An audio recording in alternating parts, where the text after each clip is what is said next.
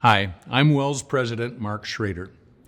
Jesus declared the fields ripe for harvest, and yet pointed out the scarcity of workers.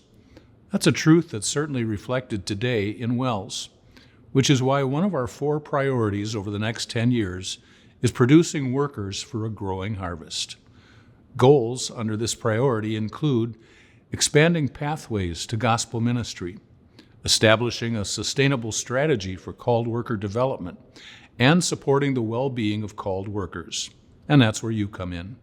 Each congregation and school throughout the synod needs gospel workers. What that looks like, though, can vary from ministry to ministry.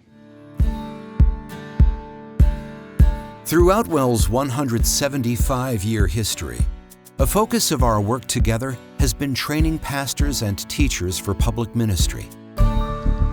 30 years ago, a third ministry track was added at Martin Luther College, WELS College of Ministry.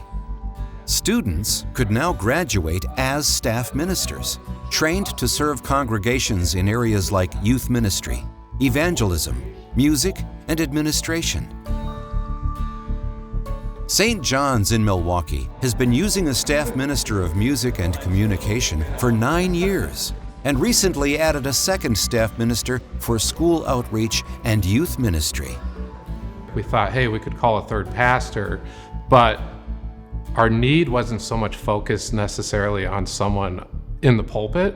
It was someone who can do a specialized task. We realized quickly, hey, a staff minister could really fit the roles we need. St. John's is just one church in our synod that is thinking critically about its staffing needs in response to its growing harvest field. This is a key aspect of the calling priority of our synod's new long-range strategic plan, Christ Through Us. We need to be ready to look at any opportunity that's out there. I think the goal is to try and have as many people as possible prepared for public gospel ministry. And we're at a time where we need to be strategic in looking at how can we do that. Imagine more pathways being opened for men and women to serve. Flexible training that welcomes more gifts into the harvest field.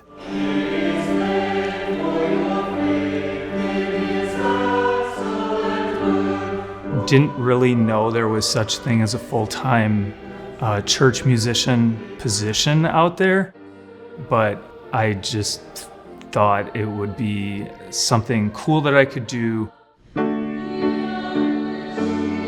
something exciting that I could do that would use the gifts that God has given me to be able to serve the church in a unique way. Very good. Now let's do the verse. We learned this, a little bit of this last week. But Levi's training was in music, not ministry.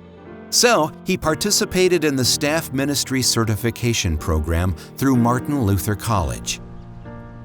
St. John's recently also called Kevin Renner, a December 2024 graduate of Martin Luther College's Staff Ministry Program.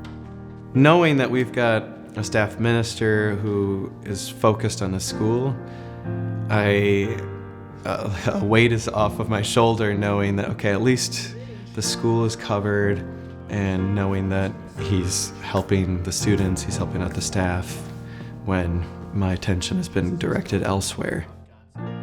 Envision fully staffed churches and schools, planning expansions that thrive as a steady stream of called workers grounded in confessional Lutheran truth serve with joy and purpose. We have a wonderful, wonderful team. It's a blessing to be in a group that we trust one another. We pick up where the other one left off. If somebody's having a rough time completing a certain task, there are other people around to help that person. Imagine a future where men and women eagerly heed the call to ministry, their hearts stirred to carry Christ's gospel to their communities and to all nations. Look at your gifts, and God can use you. And how can you use those to serve Him full time? It might be the public gospel ministry, and there's a need for you right now, so would you consider it?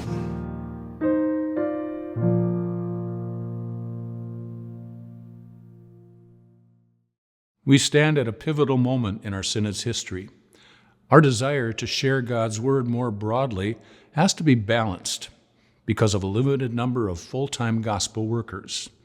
Faithful stewardship requires us to act with wisdom and urgency to align plans for ministry growth with plans for a sustainable workforce. This is something that each area of WELS must wrestle with. It's also something for each congregation and school to consider, as well as each member. Remember, the work of the church is Christ's alone, and yet He works through you.